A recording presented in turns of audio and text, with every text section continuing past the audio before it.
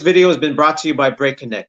Go to the website and register. Check out what they have to offer at breakconnect.com. Yo, what's up? This is Shadow Rock and Pro for one of the Floor Gangs and Knuckleneck Tribe, and you're watching The Trades, the show about breaking, hip hop, and the business of. How's everyone doing? It's a new year, and I'm here live. I try to do like posts every week. Well, my shorts I post every day. But as far as videos and lives, I try to post every week. Maybe I've been going on every other week for lives, but then I've been putting up old interviews from like Facebook days back in 2017. And last week I posted the interview with Breakbeat Lou, and we talk about the breaks. We talk about his journey from the South Bronx and creating the ultimate breaks and beats. So you can check that out. You can check that out here at the Pro 41 channel. And as you know, I like to clean house before I bring on the guest.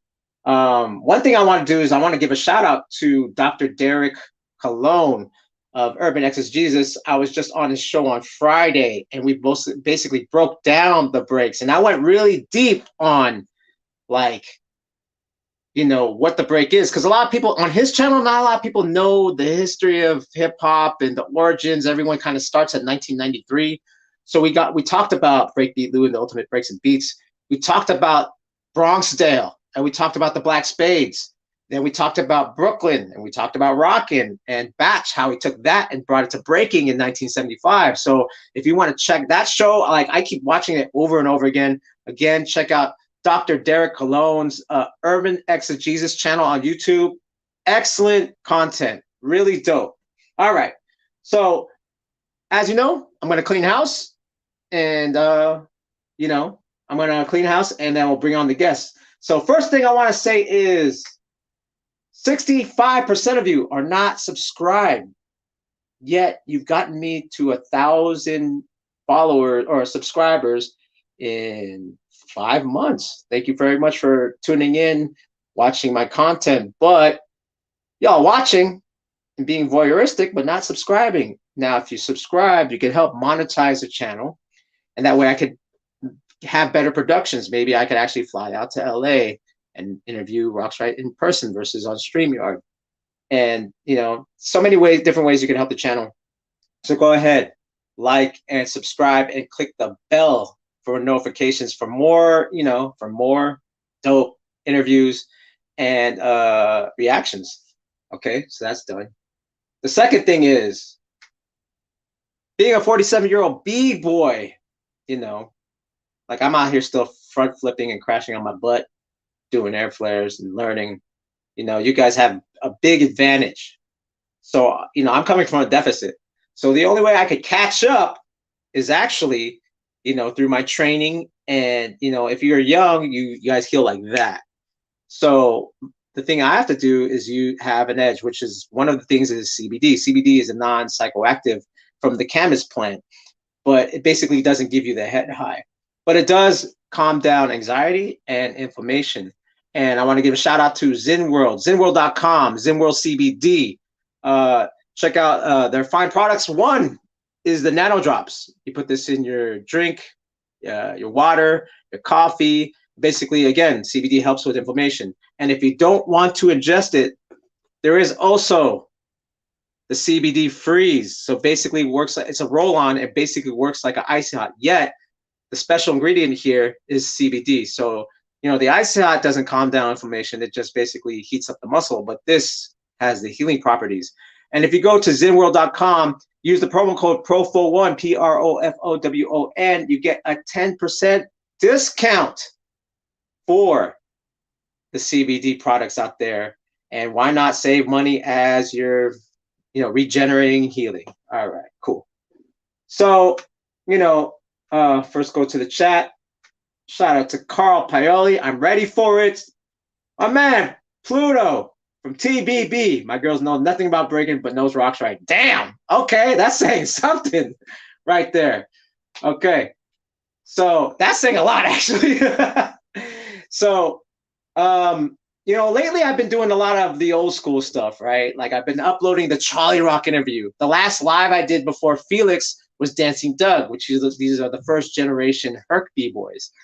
So I always like to switch it up because, it's just like I have to, of course I'm going to, talk about the original guys, but I got to go bring the younger guys too, even though for a lot of you guys, this guy's not young, like just like me, like, oh, the OG's representing. But to me, he's, since I'm older, he's not like OG.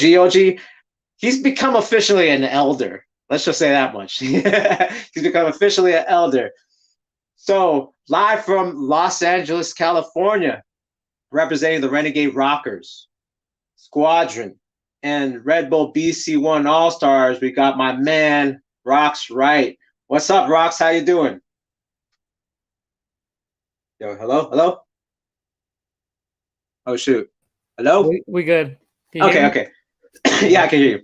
Yeah, let us know if you can hear RocksRight. So how you doing, brother? I'm good, man. Thanks for having me on. Yeah, thanks for being on, man. It's been a crazy year. First of all, I want to say congratulations on the new baby. Thank you. First time dad. So, okay, let's just start with that. Let's just start with Parenthood, right? It's been a lot of years. You dedicated your time and your effort and discipline to breaking. Mm-hmm. So how is it being a new dad now? First kid too. Yeah, I mean, it's a life-changing experience. It's hard to explain and describe because it's so amazing. Being usually you have kids when you're younger, and for me, it just happened to be at this time in my life, and being committed to everything I love, and then having this baby has just been something that's just beautiful and gave me a lot of different perspective and really opened my eyes to new things and really made me appreciate life in a new way. So it's just been an amazing journey.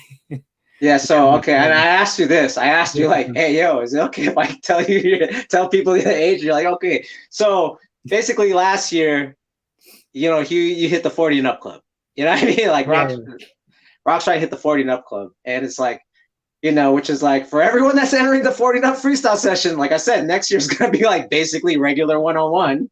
Like, right. And still maintaining a lot of people.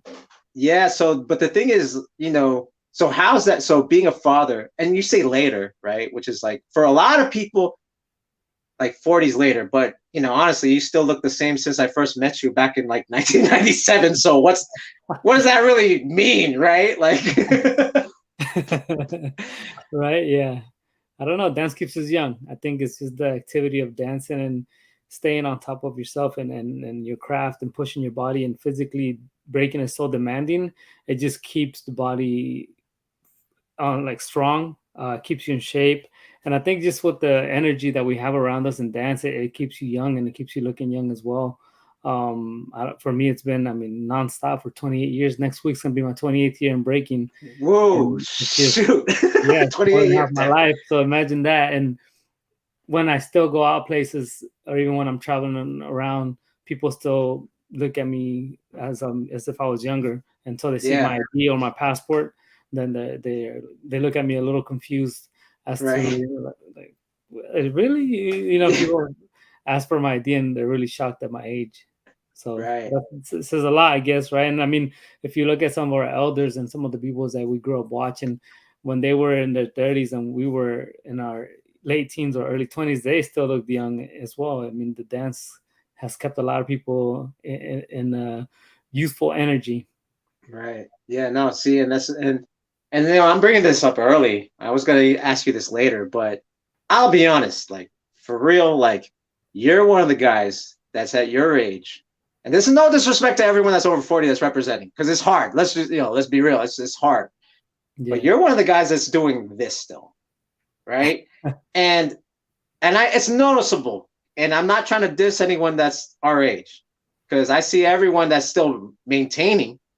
Like they maintain, like they look like when they were 16. A lot of the B-boys right now, they look like, I'm not going to mention names. You guys know who you are because you guys are still killing it, right? Mm. But they look like, what's dope is like their longevity is like they still look the same. But you're doing this, right? You're actually doing this. And the thing is, it's not like you haven't accomplished things. Mm-hmm. Like, like, I'm going to bring that up a little bit. You actually, you won and I can't believe didn't prepare myself. You won a BC1. I mean, that's why that was like one of the processes to become a BC1 All-Star. You won in Russia, right? Yeah, I won in Moscow in 2011. Right. Yeah. Yeah, 2011. You went up against Little G, right? Yeah, Little G. He is now a what you call it? He's an All-Star himself. Yeah, and exactly. you know that is like the pinnacle, right? Like I mean, yeah, it's the biggest event, you know. So a lot of people pursue that event. Yeah. I mean, to be able to get to that level and compete at that height, and compete with the people that are usually invited. I mean, you got top tier talent, and at that time when I did it, I was the oldest competitor to win at that time. Shoot. I remember I was in Japan actually, and I was watching it. I was like, "Yeah, he did it! Like, no air flares, no flips. He did it!" Like, so this is what I'm saying. Like, you know, you've achieved something that people are still trying to go for today, right? Yeah. So, you know, like, what keeps you going? Because not just that. Like, let's be real. Like, how many freestyle session rings you have too? Oh, well, I have 3 rings, so technically I should have 5. Cross, you owe me 2 more. He wasn't giving them when we won in 2002 and 2009. He wasn't giving rings, and then you won in 2002. Yeah, I remember that. That's what you did. You win with California, or it was a mixture group, right? It's called Fanatics to Elements. There you go. Yeah. So that's what I'm saying. Like, I only got 2, but you got 5. So okay, right there. That's like, okay, that's 5 freestyle sessions, a Red Bull BC1, and I'm going to bring this one up too right now. A Red Bull BC1, and the thing that puts you on the map, in my opinion, right, which was this right here was UK champs. UK champs was the thing that puts you on the map. Yeah, that so one really okay, so that's about what? That's about 15 years of championships, right? About 15 years, we would say 2005, world championships, right? Yeah, world championships. Yeah, going to the 3rd decade with the 2022 one. Yeah, that was 2002-9. That's 1 decade. 2013-14. That's the last decade, and then 2022 is the first of this. So this is what I'm saying. Like, okay, so you've achieved, if no one even knows, and let alone, I won't bring that up later, but you know, because I'm already like saying so much right now. So okay, 5 freestyle session championships, right? Yeah. 1 BC1 and 1 UK champs. That's 7, and that's excluding other events. We're just going for like, we're talking about the 1-on-1s, right? Or not, well, freestyle session was a 1-on-1, but still, like, yeah, that's a lot. Those are like the most well-known events that still go on today, right? Yeah. And you just turned 40. Why are you doing it? What's your reason for doing this? I think it's just the love for the craft. You know, it's I'm able to push myself into new levels. I always felt that I can continue to grow. I always felt challenged to pursue dance to a further level, and I just enjoy the pursuit of finding new ways to do what I love to do, especially on the breaking side. Right, it's something that you never stop learning. You're always developing new ideas. You're challenging yourself to utilize new moves, or maybe you got old moves that you haven't used. How can you translate them into today's way that you're moving? Challenging in myself and my weaknesses, attacking my weaknesses. So if I'm, you know, people always say like, oh, you don't top rock enough, or your top rocks doesn't look as good, then it's something that I got to work on and slowly progress. For me, I feel a little bit more confident there. So I'm always trying to find the things I like, and I'm trying to improve on those things. Okay, I like footwork, then I'll go back to my footwork. I like transitions, and I'm expanding on that. But it's just been the constant challenge, and also just falling in love with breaking again, because I had a few years where I kind of went off track. Things were kind of going straight, and I went off track for like 2015 through like 2018. I was really in a place where I wasn't stable. My life felt very unstable. I didn't have the stability that I had built up prior to that. And in those years, I knew that I wanted to keep pushing myself to higher levels and challenge myself to bigger events, and especially with the talent that was out at the time, I just wasn't able to find that stability during that time. So in 2019, I relocated to LA. I've been training around a lot of like people that are consistently practicing, like the Squadron guys. And that really pushed me to look at my dance in a new light again. And it really made me appreciate different things that I overlooked when I was younger. And it's almost as if I went backwards to retouch those things that I had and utilize them now in today's way that I move. And it just, honestly, since 2020, when everything started going down with the pandemic, I really, during that time, all I did was train. I went into physical training, breaking training, and I started just moving differently and connecting the dots in new ways. And after that, I think I just kept myself offline for a while. So when I started battling last year, it was more transparent. I started seeing like, okay, this guy, what's he been doing? And just enjoying. So you said something that was really dope, which was like, just everything you just said right now was like, the amount of self-awareness you have is amazing. Because most B-boys, and B-girls, mostly B-boys though, we tend to be like, I'm the best. Like, you know what I mean? Like, if you don't have that attitude, right, you can't really make it. But that same overconfidence, right?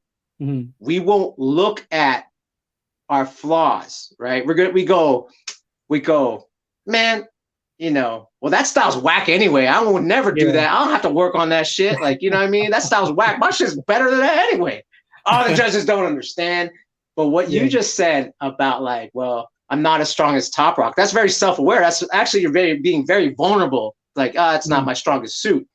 Yeah. For me, as you know, like for me, it's power. So guess what? I'm working on every day, all day. I mean, I'm tripling down on my weaknesses. I'm not tripling down on my strengths. Like I could work on footwork, but I gotta work on the shit that's hard. So, what do you feel like that's missing in the scene right now? Is it kind of like that self-awareness, or like what? Because again, you're at this age and you're growing and you can see it.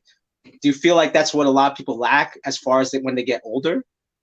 Well, I think with breaking is you're fighting till you make it, right? Everybody's in this pursuit of trying to get to a certain place, and usually that progress or that process is one of the best experiences in people's lives, to be honest. When you think back of how you came up and your way to climb to where you got, that journey is one of a kind, right? So what happens, or at least I feel that I see happen, is they get to that point and then they plateau on their skill set because they got them to where they wanted to. And then you don't really realize that to keep going, you gotta, it's like that saying, when you get to that position, it's not about just getting there. You got to keep going up, because it's like a new beginning. Once you get there, you got to restart again and keep pushing yourself to new heights. And I think when we get to a certain point, especially after you win those championships, right? Say you win freestyle session, you win like an R16, or you win one of these WDSF events, most people are just like, all right, cool, I'm good. And they reach their point of goal. And in our generation, I feel it's more apparent because we didn't have so many events and so much like opportunity with sponsors. So we would just get to that point and just be like, all right, cool. And, I'm just going to keep running the same moves, running the same ideas. And this is going to get me paid. This is going to get me flown around the world to do these judge showcases. But after that, then what? Yeah. And I think, in today's generation, with some of the people that I see constantly competing is, I mean, some people, you do have to have that arrogance and cockiness to be able to be walking into a battle and want to smoke everybody. But you also got to be real with yourself and understand what you lack, so you know how to better yourself. But that is something that a lot of people maybe aren't aware of. I don't want to say necessarily that they aren't, because we're not them, but when you point it out in my coaching, when I coach people now, that's some of the first things that we talk about is like, oh, hey, because that's what you said, something really important, which was like back in the day there was like 5 jams a year. Right? I remember when it was like from like 2002 to about 2004 in the Bay, there was a jam almost every weekend, and that was a rarity. That was right. Like that was like, oh shoot. You know what I mean? Now it's like that's regular. You know what I mean? Yeah. Now it's like every weekend's a big championship. I mean, when you think about all the events that went down in the fall this last year, it was just like big event, big event, big event, big event, and everything's being constantly put out. So for me, it's like, okay, how can I go to these battles and still look different or try to do new things that I haven't done? Yeah, I mean, that's the challenge it is, right? Yeah, that's the challenge, but that's the b-boy shit, right? You got to have new shit every time you go out. Every jam you go out, you shouldn't be running moves in one tournament. You shouldn't be doing the same exact round in the prelims that you do in the finals. You need to have new moves, new arsenal, and that's the pride. But in the pride of the b-boy or the b-boy mentality and style, I think a lot of people focus more on the win, so they sacrifice that to get the W. But to me, it's about winning without running the same stuff. You and me think very similar.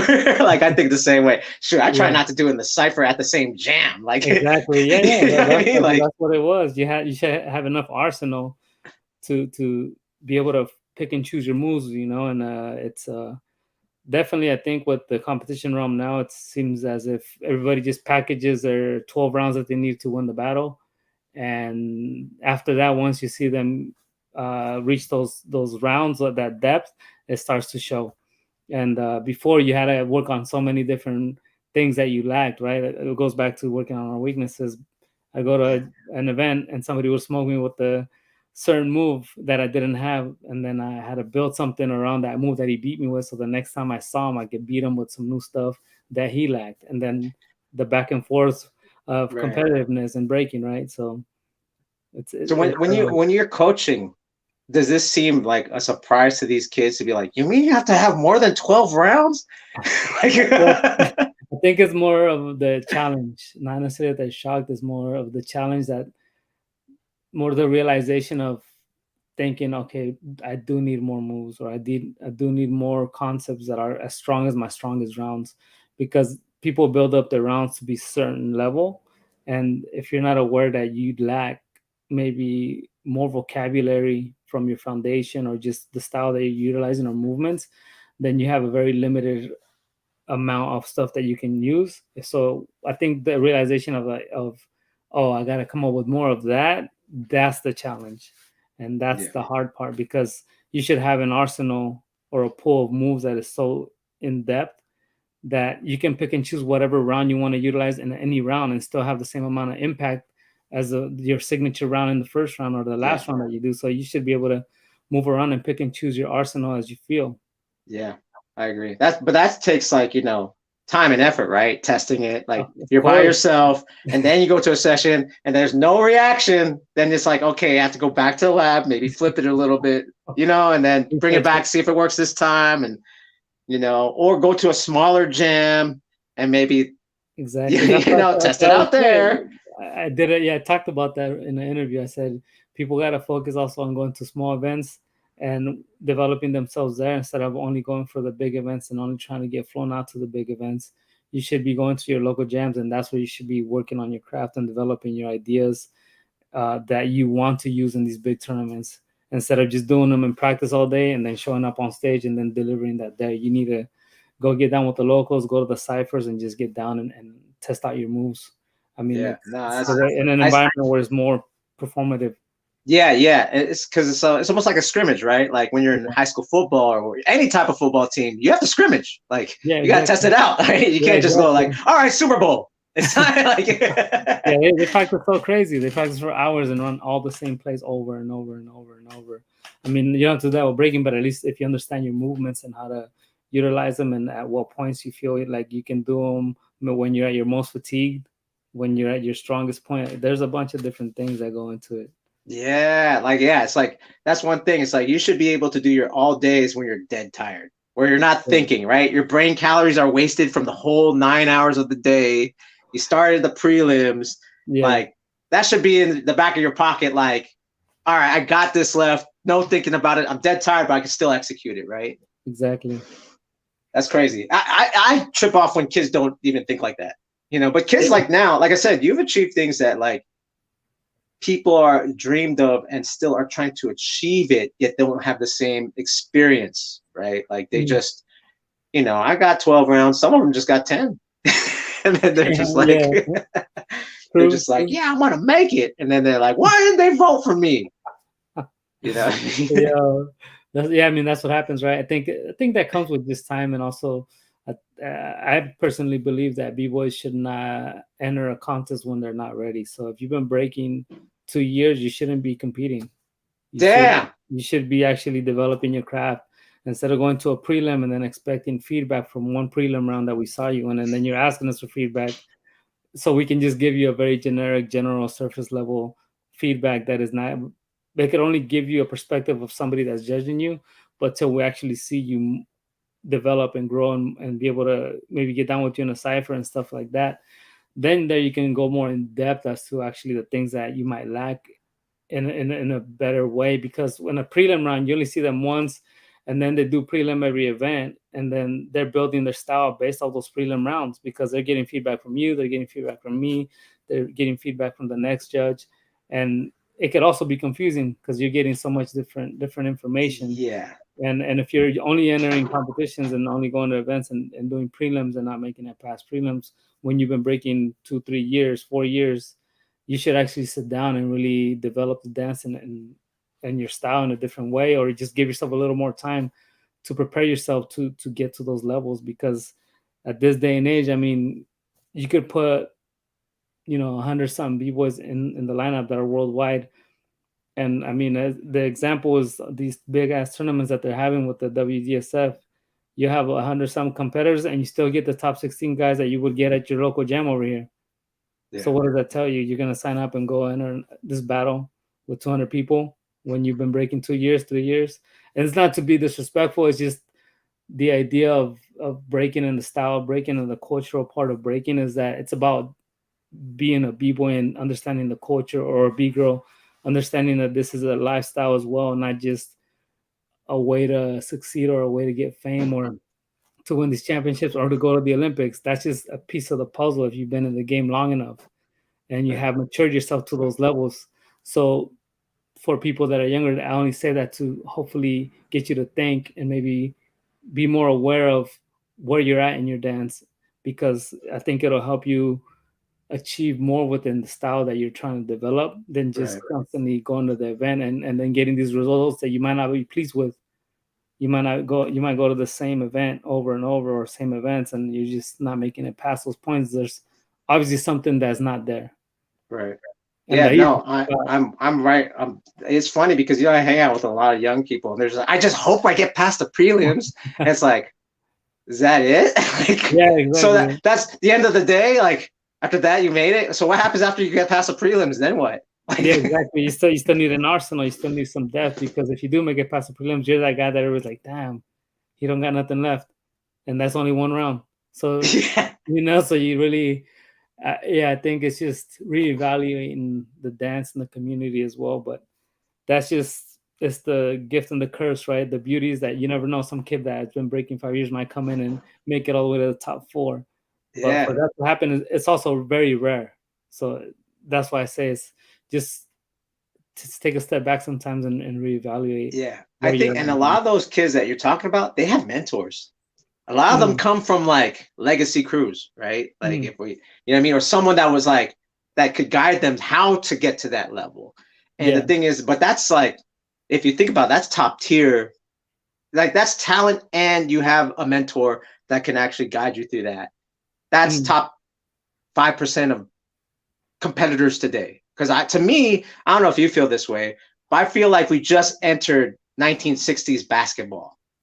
like we just entered that time period where it's like, all right, there's a Dr. J now, and like, we're not Jordan level yet. We're almost there, where it's going to be like, no one could get that top tier is not reachable. You know what I mean? Like, yeah, I guess, in a way. I keep saying that we're in the vert era of skate, where skating wasn't vert.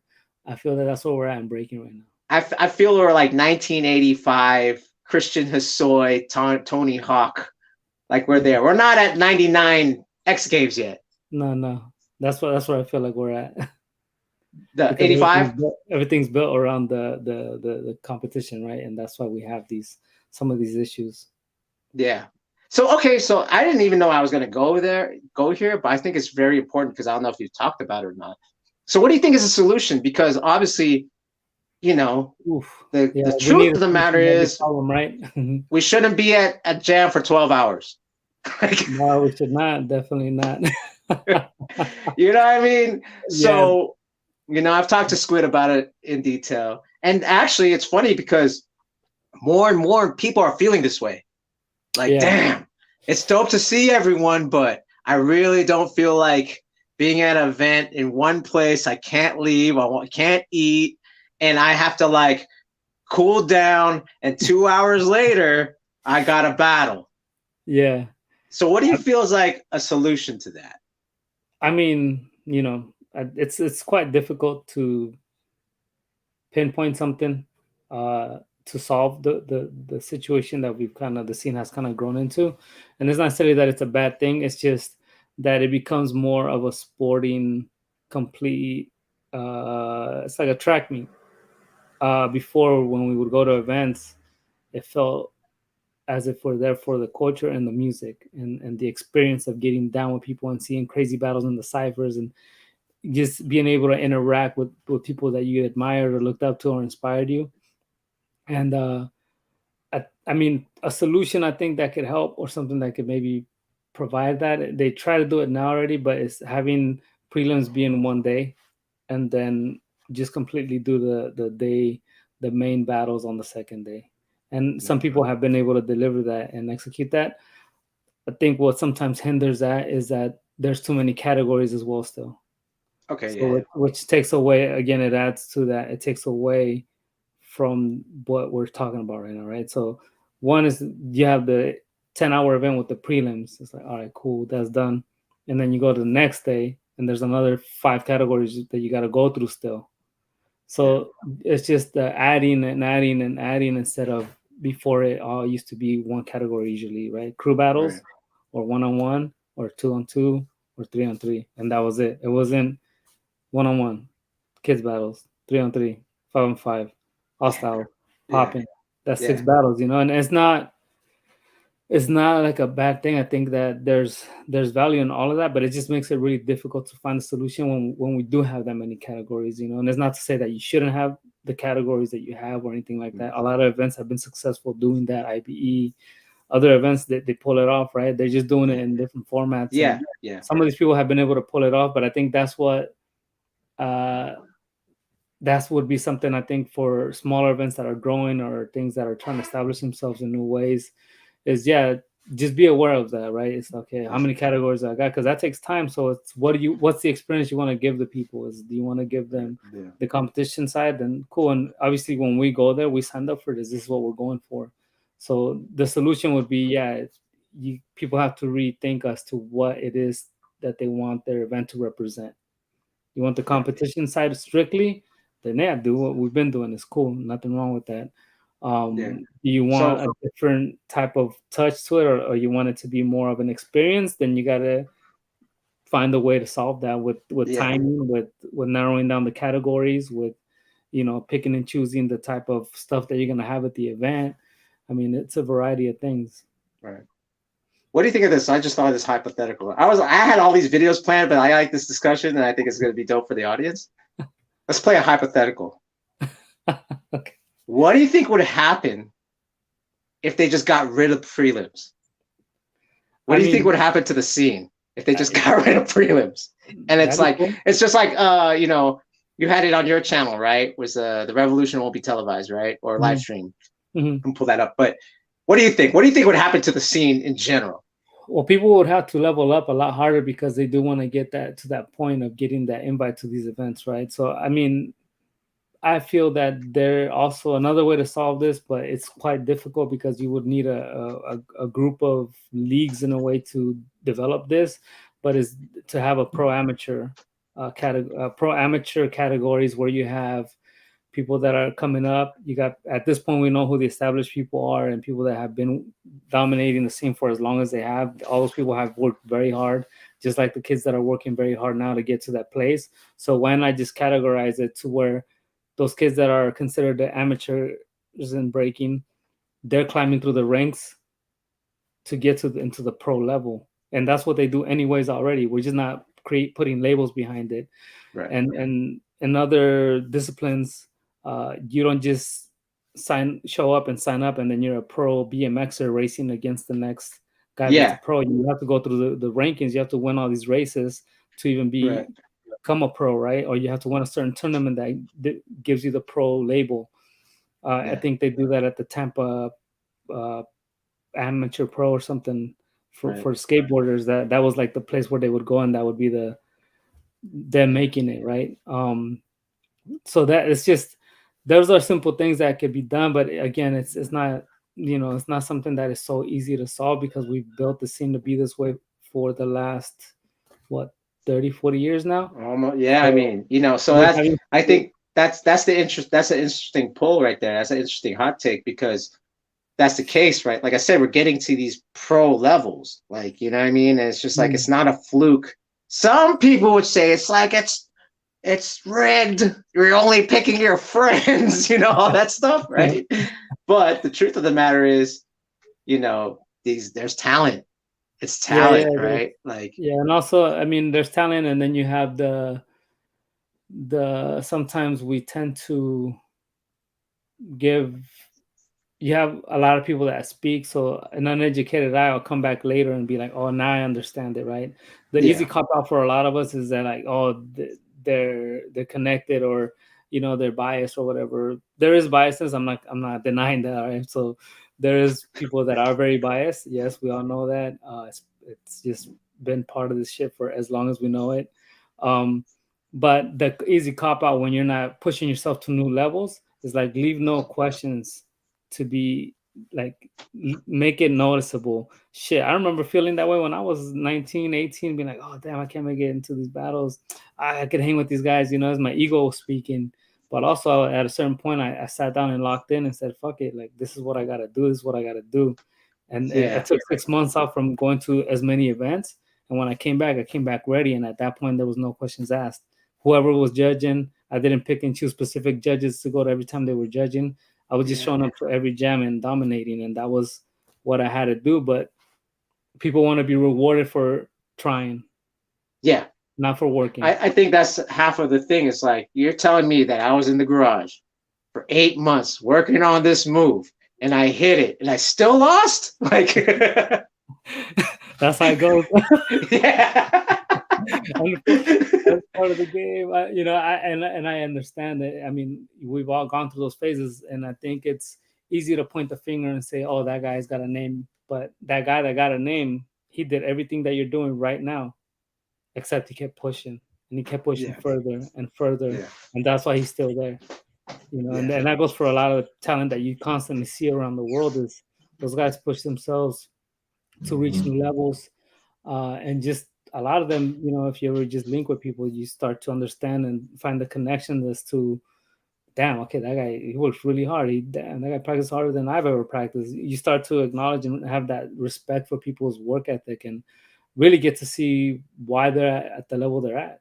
And it's the fine details. And if you're breaking just to do moves, and most of the people that get into breaking, which is a bigger audience than the guys that are established, they want to see the moves, and they're the ones that are going to say, oh, that was rigged, they shouldn't have won, But most of the time, when somebody that understands this dance on a further, much in-depth approach, they're more than likely to explain to you why certain individuals win or certain people lost, or maybe that it could have gone the other way. They're able to give you both sides of the story more in depth, instead of just being, oh, that guy did that crazy move, he should have won. And that's the arguments that we constantly have.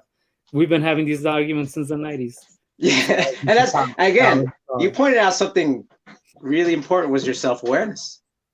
Because you could be in your head like, I did this freaking move, why didn't I, they can't even see that my neck went this way, you know what I mean? Like, I beat that other thing, yet they're not questioning, well, what's the value of the judges, or what was the moment? And it's like, it's very, so what, again, I think the thing that's giving you longevity is this self-awareness. Like, I'm very aware of where I stand. I think, would it be too much to assume that you're not afraid of losing? You're not afraid of the title that you had, like 2005. I'm RocksRight, UK champs. No one can take me out, baby. Like, that comes and goes. People forget about that fast. It's more about, it's like, I think when you think that way, and you have that mindset, it stops your growth.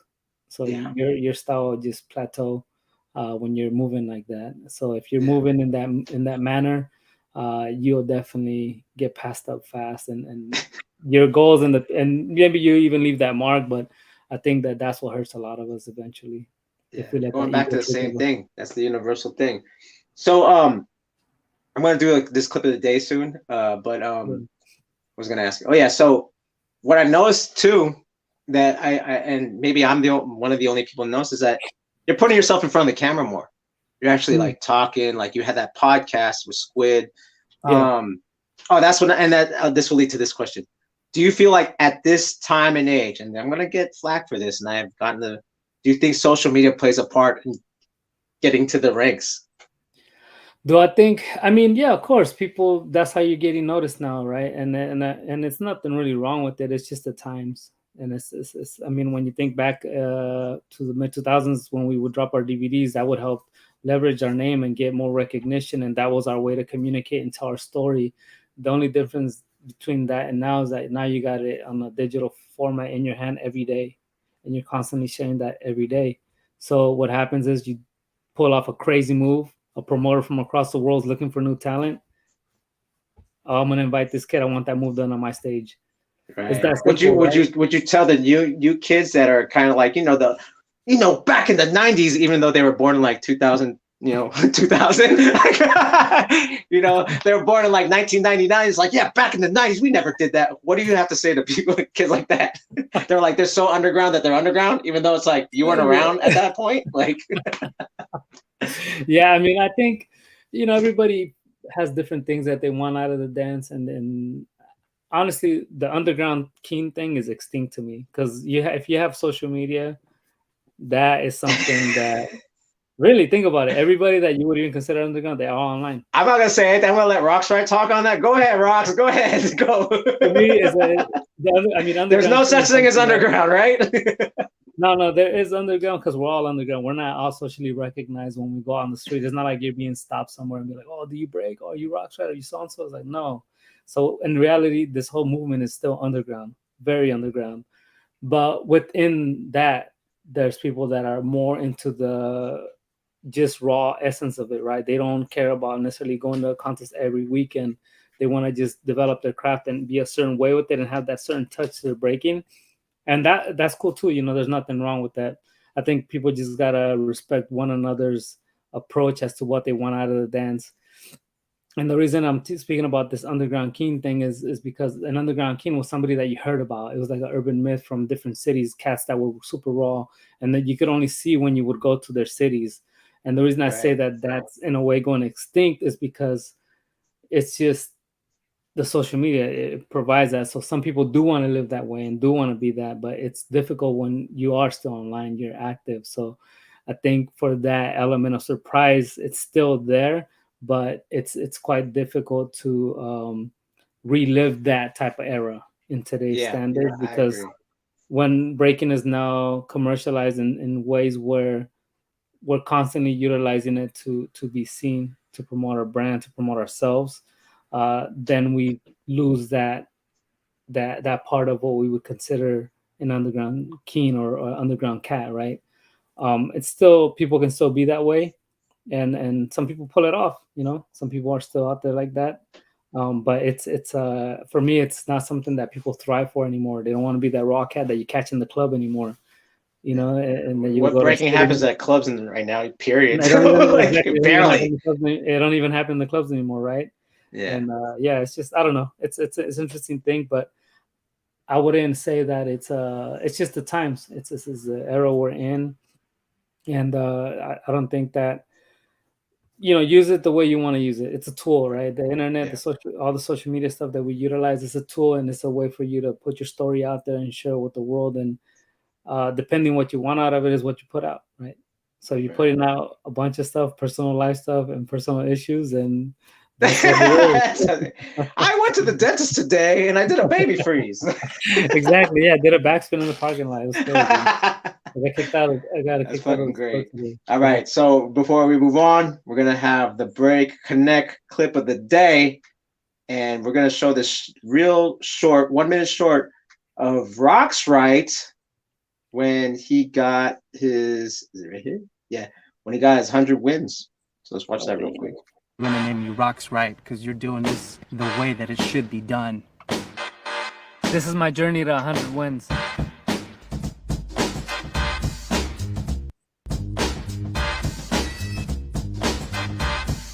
I first encountered breaking in the 80s in Mexico. Omar tenía 3 años y él los miraba y pienso yo que eso se le quedó grabado para siempre. Coming into America as an immigrant and seeing my parents having to start from scratch, that gave me the motivation and drive to know that I could do something bigger with myself. Hay mucha oportunidad aquí de que estudien, de que progresen, siempre que ustedes quieran. Ahí está. He was one of the few who actually thought he could take this to no bounds. I would always tell him, like, you believe you're a b-boy, then really believe in it. You are it. Become it. This is you. House parties, quinceañeras, weddings. I could take out anybody in a cipher, but I couldn't translate it to the contest. I was just doing move, get up, move, get up, move. I was losing. Shot one, actually, ground level's mentor. He saw that I was not doing what I did in the contest, so he came up to me, helped me really learn that you need to be you when you compete. From there on, I went into every battle thinking like, yo, I got this. This is it. Like, I can win this easy. When I got to, I think, 59, 60 some tournaments, I thought about, damn, can I do 100? You know, see how it turns out. Yeah, there you go. That's crazy. That was dope. When did you make that? When did you achieve that again? I got 100 in March of 2018. Wow, crazy.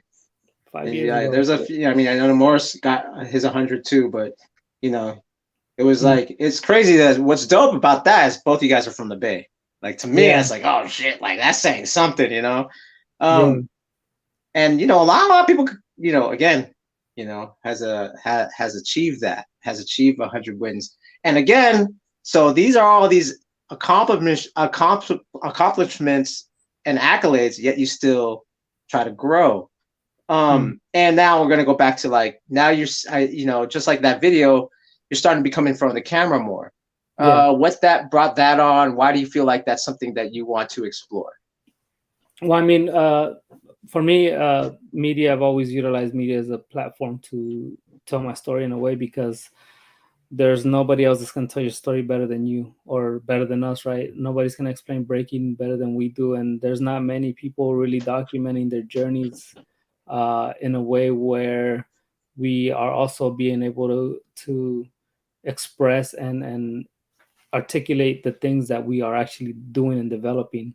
So for me, when I did my straight up b-boy DVD in 2006, that was the first time I got in front of the camera. And when I watched that video again, I'm so shy. The way I'm speaking, my words, everything I'm saying, you get the message. It's there. The journey's there. Everything I get across, but you can see the difference in my speaking in front of a camera. Being in front of a camera is intimidating.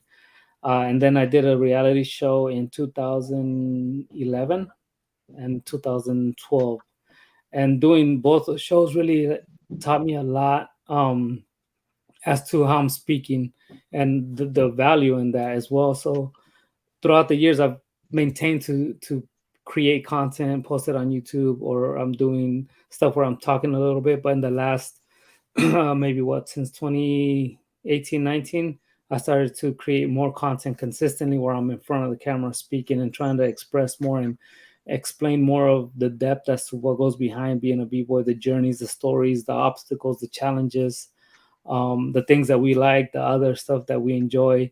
And with the podcast itself, it's just speaking and having a conversation in a format where we're speaking about this craft in a way where we're just kind of exchanging like we would be, because I feel most of the time when we're being interviewed or we talk, when you think about how many times they've interviewed you or what they ask you, right? When did you start breaking? Why do you break? You know, you're getting certain questions that you've been asked many times over. So when we have an outside source in media that comes in and interviews us, they always ask the same stuff. So who's gonna ask the more in-depth stuff? You know, so it's us, the ones that live this. So why not start stuff like podcasts or things that are gonna get the stories across in a more in-depth way than ourselves, because the outside sources still think that we're breakdancing and that we're still in the 80s. So we still do the moonwalk and wear leather jackets like Michael Jackson. We're still breaking on cardboard, you know. So it's they're still thinking like that. So imagine, or they think that we're on ABDC at this point. Yes. Are you a Jabberwocky? Oh, yeah, you a Jabberwocky. Shout out to Jabberwocky. Shout out to Rain and them. But yeah, exactly. Shout out. One time I got asked at a party that, are you ABDC good? I was like, okay, this is awkward. No, I'm not. or do you do the Jabberwocky? Not even like, do you do the Jabberwocky? Exactly. So yeah, I mean, the fact that we still have to deal with different social misunderstandings of what we do, and so imagine them coming in and trying to tell our story. So why not do it ourselves at this point? And I've been documenting my journey since back in the day, since I started breaking. I have footage of me in 95, 96, 97, 98, 99, 2000, 2001. You know, I got all the years. Yeah. So if I've been doing that throughout all these years, why not level up and learn how to speak in front of the camera more, or just be more consistent with it? And as well as I tell younger b-boys that when I talk to them or when we're having panels, is on your own footage.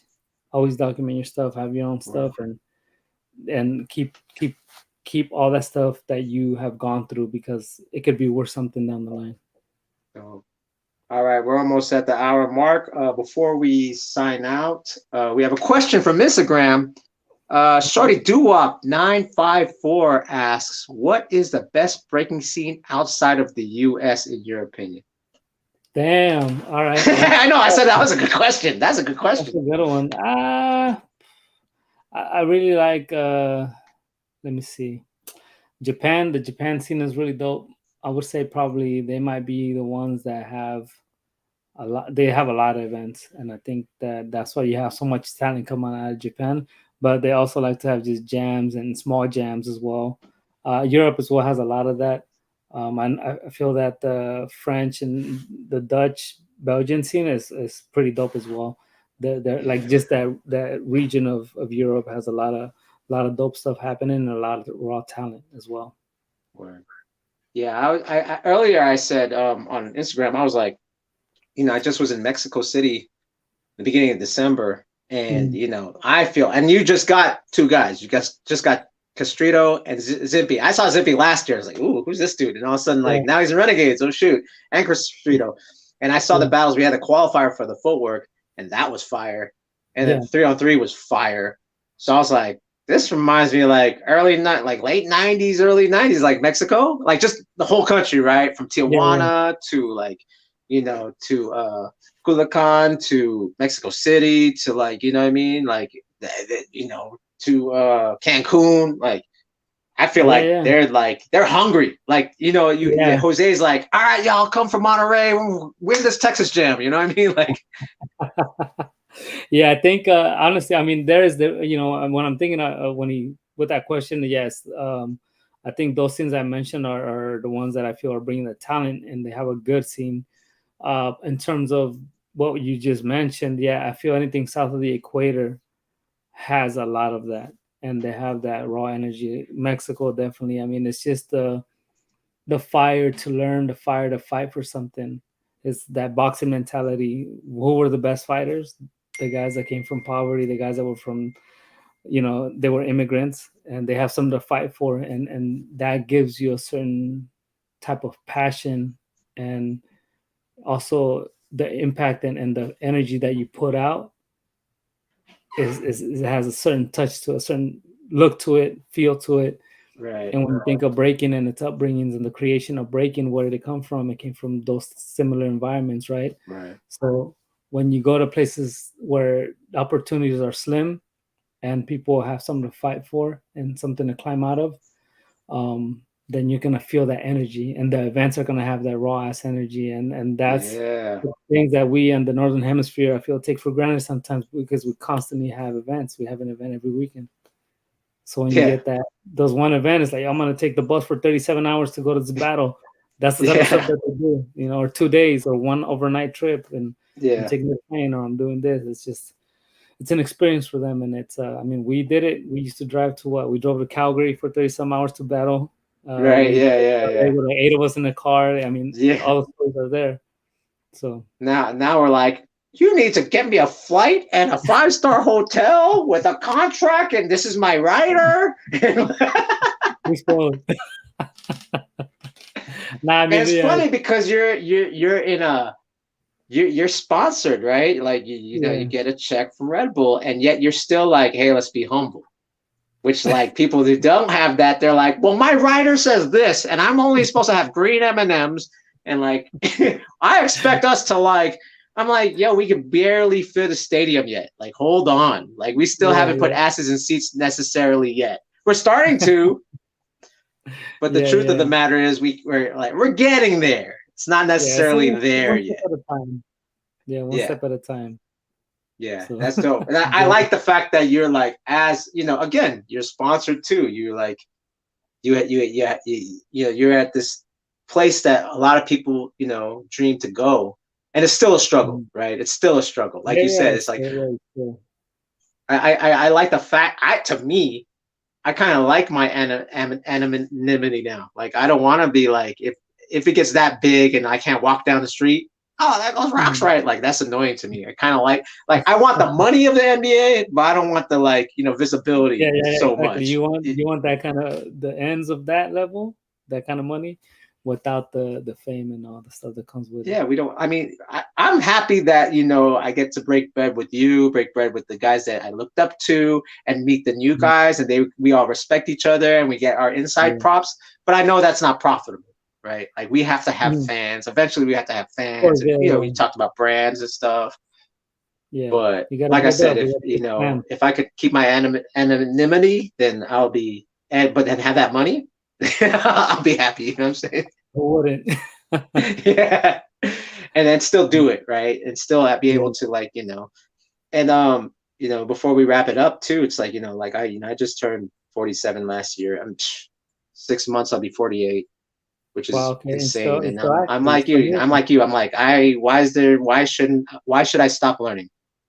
Right? Exactly. Why should I stop learning? I should keep going. And I think we're the first ones to really. And this is no disrespect to the guys that we looked up to in the 90s, right? But I think we're the first ones that are actually, you know, because we're watching our diets. Now we're watching our, like, you know, our exercise. Now we're watching our mentality, you know. Yeah. What is your workout regimen like? Well, this year I didn't work out at all. I was just purely breaking. I was biking maybe 3 miles. I mean, that's something. Yeah. That's biking, not nothing. I was biking like 3 miles a day to practice, and then I practiced for 2 hours. Who bikes 3 miles, period? No one does. I mean, 3 miles is not that bad on a bike. It's pretty easy, but I was just biking more consistently during my training that I did last summer. And prior to that, I feel like the workouts and stuff that I was doing in 2020, I did really 3-4 months of constantly working out. I'm talking 1,200 calories burned per workout, basically. And it was the difference I felt after that, those 3 months. I didn't break as much during those 3 months, but when I went back into my breaking full swing, I felt incredible. Like, I hadn't felt like that in a long time. So I've been able to maintain that type of, when I did that, I was able to keep the weight the way I did, and then just kept my diet as clean as I could throughout the last year into 2022. And in 2022, I just got more back into breaking full. And I didn't really add a lot of working out last year. Just simple body stuff, sit-ups, push-ups here and there, but nothing to the extreme as what I did in 2020, which is something that I actually want to redo again, just to get myself ready for the next run. Yeah, telling you, man, when you start getting to past that 45 mark, you're gonna have to. You gotta have that resistance training. I'm telling you. Maybe firsthand, I'm telling you. Maybe I'll retire from competition by then. Or damn. Not from breaking. Don't say that, man. Don't say that. Come on, man. Let's push the limits. Let's go to 60, bro. Like, we don't know. We don't know We'll yet. see. We don't Yeah, know. we don't That's the know. thing. Yeah, we There's don't no like. I keep saying this over and over again. We train like we're in a contact sport, but we're not in a contact sport unless you do like a 1.5 to your back, right? Or Yeah. concussion, but that's rare. It's not like you're literally getting punched in the face or getting tackled.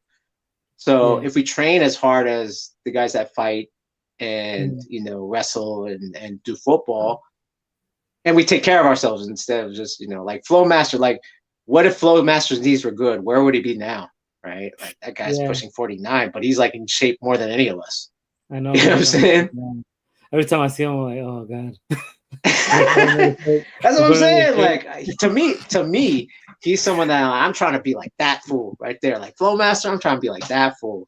Except for not the bad knees. Like you know what I mean? But he said it was because he didn't take care of himself younger, and he has a good diet, he has a good training regimen. It was just battling and taking battles when he shouldn't have, and the overwork and stuff like that. Yeah, overworking yourself. Yeah, that's a lot. That's usually when you get injured, when you really think about it. Straight up. That's why I think the earlier you take care of yourself, the longer you'll dance. I think at this stage. 100. I can vouch for it. Before we go, Pluto says more quality B-boy content is needed. I agree. B says, too bad everyone knows Profo. I don't know what you're talking about. No one knows who I am. And Pluto says, in your opinion, how do you propose how we can collectively and individually bring value to ourselves and the culture? And then after that question, we'll wrap it up. Mm-hmm. So how could we bring value to the culture or individually? I mean, I think it's just putting our egos aside. It's quite difficult because I know people have been trying for a long time, and it's tough. It's really difficult. I don't want to be a Debbie Downer or just Downer, but I think it's go ahead, man. Just give it to real. building a connection with certain individuals or group of people that have similar views as to where they feel that this stance needs to go. And I think if you have a squad or a group of individuals or just a group of people that you work with all the time, that's your guys' job to do that. And if you can incorporate other people into that, then you guys can guide this in whatever direction you want it to sort of go, and the way that you want this to be represented or preserved.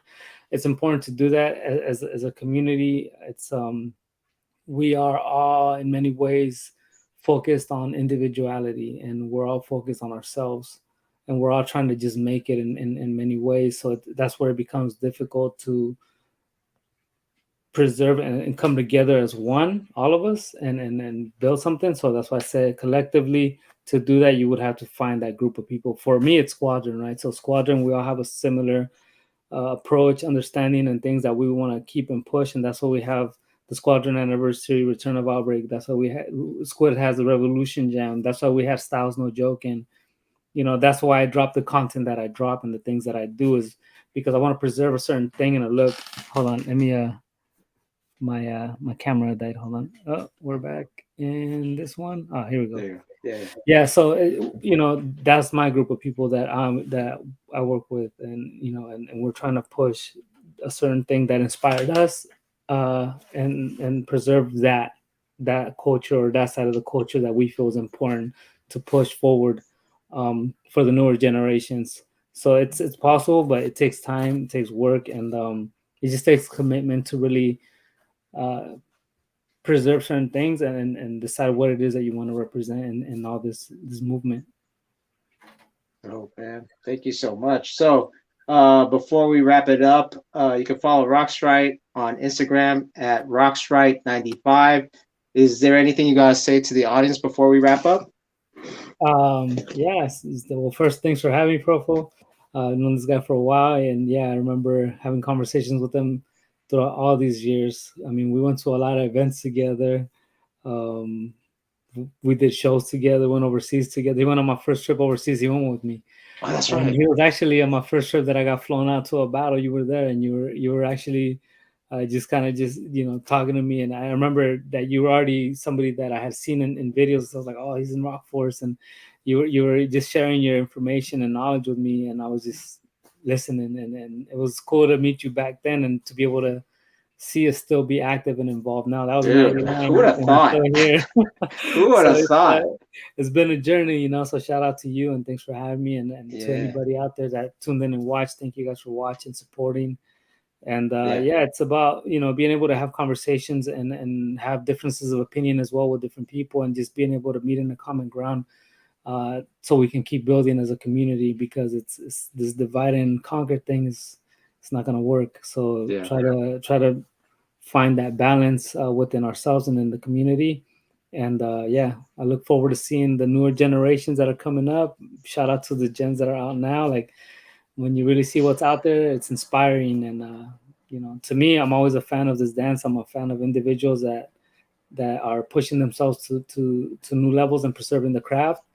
And you know, that's what inspires me still. So I just want to thank everybody throughout all the years, from when I first came on to all the generations I've met throughout the years. It's been dope to this generation now. Yo, thank you. Thanks for inspiring me.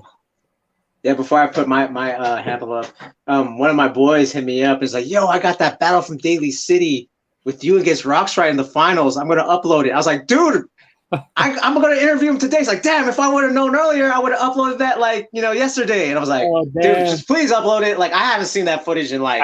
I was looking for that recently, actually. Oh man, I know. Yeah, he's about to put it out. I'll hit you on the DMs with it once it's out on YouTube. Breakers at War, right? Yeah, that was actually for Daly City. That was the weekend of September 11th. Huh? It was that weekend. It was the weekend. Yeah, it was 2001. That's crazy. Like September 13th or 14th of 2001. Yeah, dude. Wow. Hell yeah. Well, man, this has been a great show. Again, before we sign off, 65% of you are not subscribed. Actually, it's more 80. I just was too lazy to change the font. It's actually 80% of you not subscribed. So please subscribe. Click the bell for the notifications, and also follow RocksRight. He has his channel, his YouTube channel. It's cracking, man. Good quality, good. Not like my janky, you know, phone camera. He has like a good quality camera. And again, you can find me on Instagram at PRFO_FLGZ. This has been The Trades with RocksRight. Peace, and see you guys later. Yeah, you're.